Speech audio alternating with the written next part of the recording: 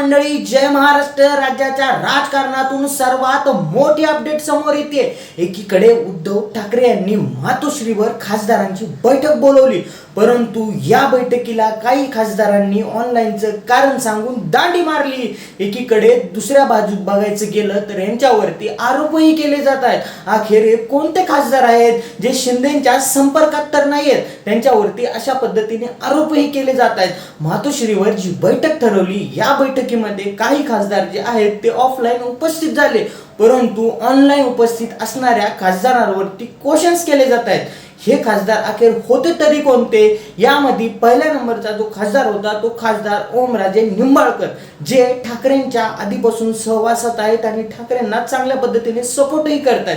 ज्यावेळेस पक्षातला कोणी माणूस ठाकरेंबाबत विश्वास दाखवत नव्हता तेव्हापासून हे थांबलेले आहेत. त्यानंतर खासदार चौरे हे देखील उपस्थित नव्हते, कारण त्यांनी जे आहे ते ऑनलाईन संपर्क केला. त्यानंतर खासदार जाधव यांनी उद्धव ठाकरे यांशी फोन करून संवाद केल्याचं सांगितलं जातंय.